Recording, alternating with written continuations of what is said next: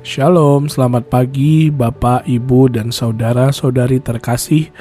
Betapa sering dalam hidup kita berdoa, Tuhan berikan aku sebuah tanda. Aku meyakinkan kita untuk meyakinkan kita akan jalan-Mu. Namun pagi ini firman Tuhan justru membawa kita pada sebuah teguran keras dari Yesus kepada orang banyak yang juga terus-menerus meminta tanda darinya. Yesus menyebut mereka angkatan yang jahat. Mengapa permintaan akan tanda bisa menjadi sesuatu yang jahat di mata Tuhan?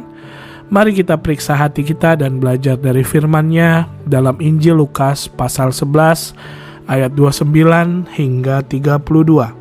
Saya akan membacakan untuk Bapak, Ibu, saudara-saudari. Ketika orang banyak mengerumuninya, berkatalah Yesus, "Angkatan ini adalah angkatan yang jahat. Mereka menghendaki suatu tanda, tetapi kepada mereka tidak akan diberikan tanda selain tanda Nabi Yunus. Sebab seperti Yunus menjadi tanda untuk orang-orang Niniwe, demikian pula lah Anak Manusia akan menjadi tanda untuk angkatan ini. Pada waktu penghakiman, ratu dari selatan itu akan bangkit bersama orang dari angkatan ini, dan ia akan menghukum mereka. Sebab ratu ini datang dari ujung bumi untuk mendengarkan hikmat Salomo, dan sesungguhnya yang ada di sini lebih daripada Salomo. Pada waktu penghakiman, orang-orang Niniwe akan bangkit bersama angkatan ini, dan mereka akan menghukumnya. Sebab orang-orang Niniwe itu bertobat waktu mereka mendengarkan pemberitaan Yunus, dan sesungguhnya yang ada di sini lebih daripada Yunus." Bapak Ibu, gema kabar baik yang diambil dari santapan harian Kamis tanggal 21 bulan Agustus tahun 2025 berjudul "Terimalah Tanda Itu".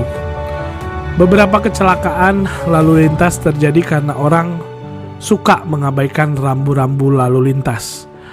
Bapak Ibu, rambu adalah tanda yang harus diperhatikan pengguna jalan raya agar bisa selamat dan tidak mengalami kecelakaan. Tanda itu mesti diterima, dipahami, dan juga dipatuhi bersama agar perjalanan aman, selamat, sentosa. Sayangnya orang tidak selalu peduli pada tanda itu. Seringkali orang lebih memikirkan dan melakukan kemauannya sendiri. Nah, Tuhan Yesus mengajar para pendengar tentang pentingnya memperhatikan tanda dalam hidup mereka. Ia juga mau berbicara tentang dirinya sendiri sebagai tanda. Karena itu ia mengatakan bahwa Anak Manusia akan menjadi tanda bagi orang-orang pada zaman itu.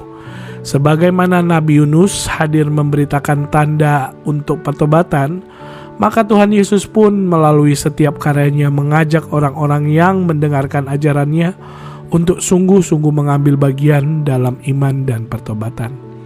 Hal itu ia sampaikan sebab telah sekian lama ia melakukan banyak mujizat, namun mereka tetap meminta tanda lain sebagai bukti otoritas dan kuasanya. Karena itu Tuhan Yesus mengatakan bahwa mereka akan dihakimi pada waktu penghakiman. Pada waktu itu orang Niniwe yang bertobat setelah menerima tanda Yunus akan menjadi saksi penghakiman atas orang-orang yang menolak bertobat setelah melihat tanda Anak Manusia. Nah, Bapak Ibu, saat ini kita bersyukur karena kita bisa belajar dari penolakan orang-orang pada zaman Tuhan Yesus. Dari hal itu, mari kita makin percaya kepada Dia yang telah mau menghadirkan tanda keselamatan bagi kita melalui kematian dan kebangkitannya.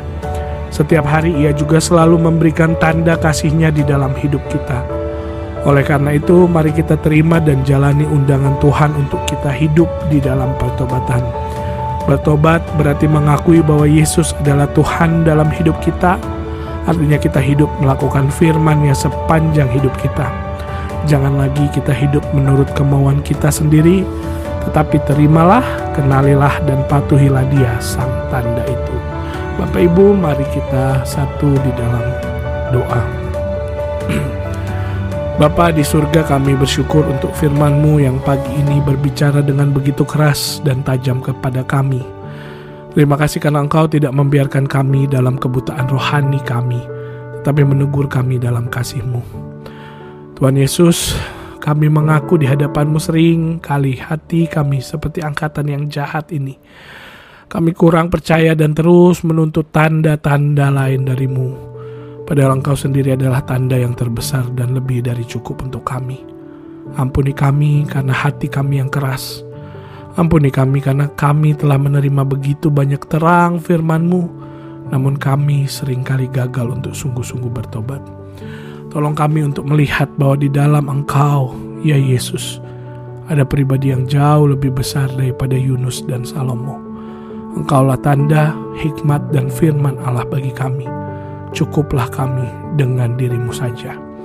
Pimpin kami untuk menjalani hari ini bukan dengan hati yang ragu dan menuntut bukti, tetapi dengan hati yang percaya dan taat.